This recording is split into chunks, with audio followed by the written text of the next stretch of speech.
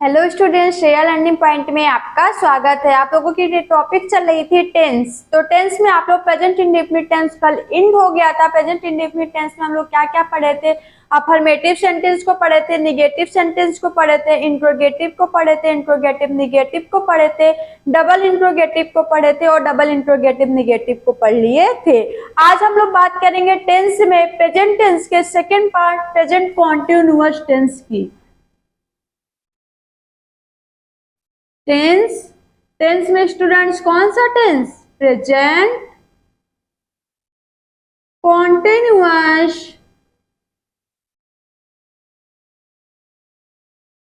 Tense. सबसे पहले students हम लोग प्रेजेंट कॉन्टिन्यूअस टेंस होता क्या है, इसकी सबसे पहले हम लोग पहचान जान जाते हैं। स्टूडेंट्स क्या जान जाते हैं? इसकी पहचान क्या होती है? तो स्टूडेंट्स पहचान होती है कि जिन हिंदी वाक्यों के अंत में रहा है, क्या क्या रहा है, रही है और रहे हैं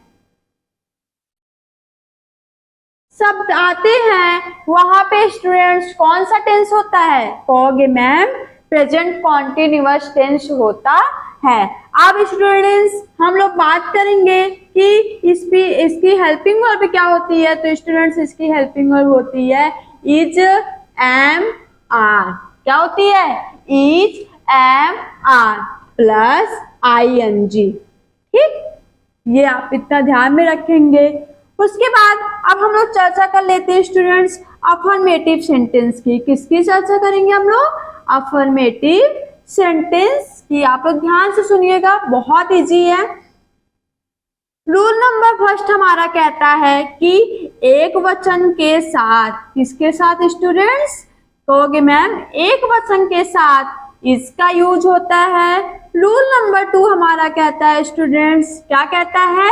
कि बहुवचन के साथ हम आर का यूज करते हैं। किसका यूज करते हैं स्टूडेंट्स? आर का यूज करते हैं। और रूल नंबर 3 हमारा प्रेजेंट कॉन्टिन्यूअस टेंस में कहता है कि आई के साथ हमेशा किसका यूज किया जाता है स्टूडेंट? एम का यूज किया जाता है।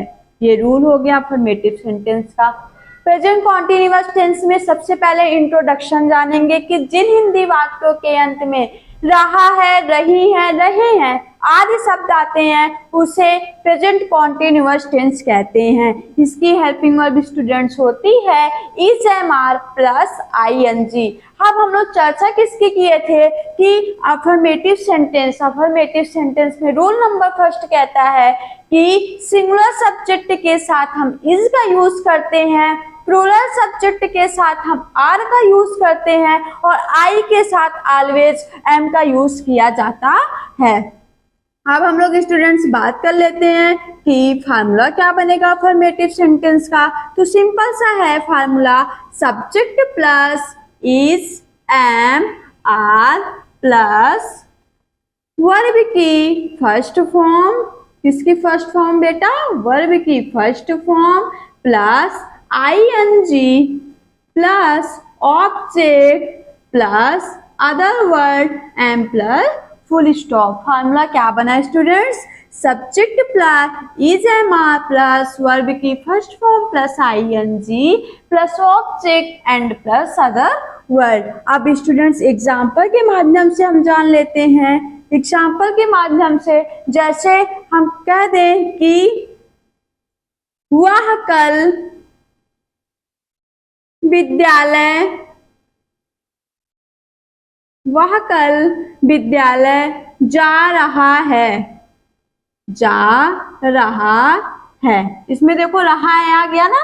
तो स्टूडेंट्स फार्मूला के माध्यम से चलो इस एग्जांपल को हम लोग करते हैं। क्या बनेगा? कहोगे मैम पहले सब्जेक्ट क्या है स्टूडेंट्स? वह है। वह की इंग्लिश होती है ही बन गया।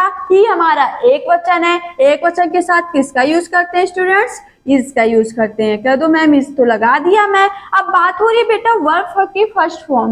वर्ब क्या है? काम क्या हो रहा है? कह दो मैम जाने का हो रहा है। जाना की इंग्लिश गो। गो के साथ किसका यूज करेंगे स्टूडेंट्स? ING।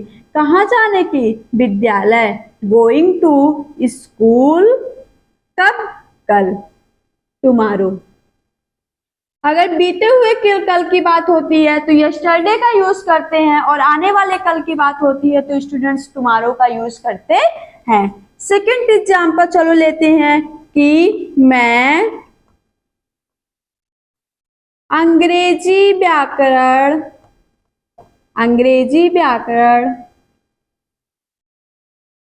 पढ़ा रही हूँ।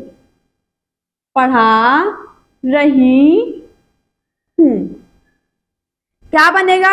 सब्जेक्ट आई के साथ एम, काम क्या हो रहा है? पढ़ाना की इंग्लिश, टीच में ING, क्या पढ़ाना? अंग्रेजी व्याकरण, टीचिंग टू इंग्लिश ग्रामर।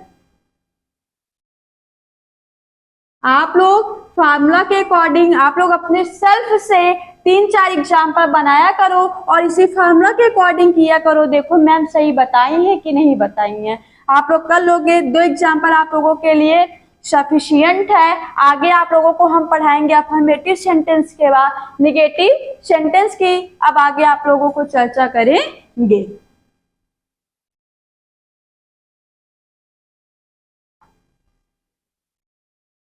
आप लोगों को हम टेंस बेसिक टू एडवांस तक ले जाएंगे, इसीलिए आप लोग ध्यान से टेंस को पढ़िएगा। अब बात करेंगे स्टूडेंट्स हम लोग निगेटिव सेंटेंस की। किसकी बात करेंगे स्टूडेंट्स? निगेटिव सेंटेंस की। चलो करते हैं बात निगेटिव सेंटेंस की। निगेटिव सेंटेंस में भी वही रूल फॉलो होगा जो हमारा अफर्मेटिव में हुआ था। एक वचन के साथ शॉर्ट में लिख दे रहे हैं, आप लोग समझ जाइएगा। एक वचन के साथ स्टूडेंट्स इज नॉट का यूज होता है, और रूल नंबर 2 हमारा कहता है, क्या कहता है कि बहुवचन के साथ किसका यूज होता है स्टूडेंट्स? आर नॉट का यूज होता है। और रूल नंबर 3 स्टूडेंट्स कहता है कि आई के साथ ऑलवेज किसका यूज किया जाता है? एम नॉट का यूज किया जाता है। ये इसका निगेटिव सेंटेंस का रूल बन गया है।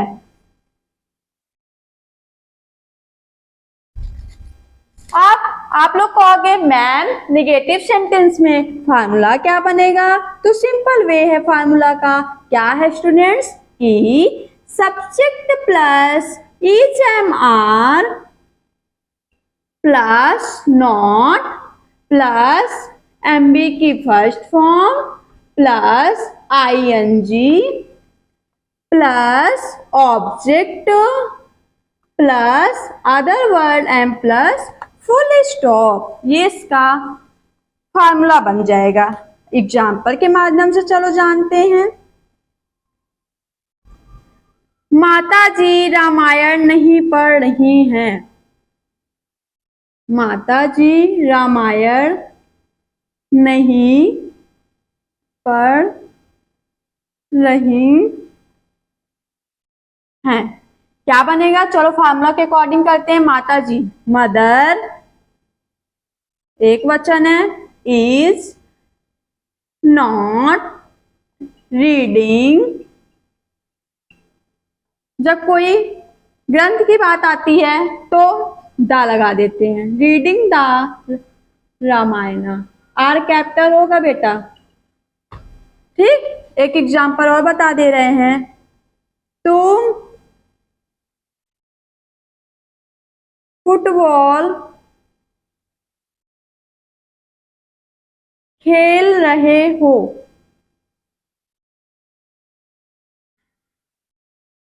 इसका तो सिंपल है। यू हमारा बहुवचन है, और नॉट तुम फुटबॉल नहीं खेल रहे हो, नहीं लगा दीजिए, निगेटिव की बात हो रही है। Not playing the football.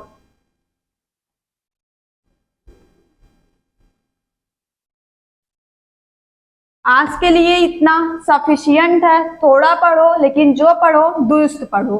तो स्टूडेंट्स आज प्रेजेंट कॉन्टिन्यूअस में हम लोग क्या जाने कि पहचान क्या होती है, अफर्मेटिव और निगेटिव सेंटेंस को जाने, रूल को जाने, फार्मूला को जाने और एग्जाम्पल के माध्यम से फार्मूला को समझे। स्टूडेंट्स, आप हमारे चैनल को ज्यादा से ज्यादा शेयर और सब्सक्राइब करवाइए। आपको डेली टेंस से रिलेटेड वीडियो मिलते रहेंगे जब तक कि हमारा टेंस एंड ना हो जाए। Thank you to all of you.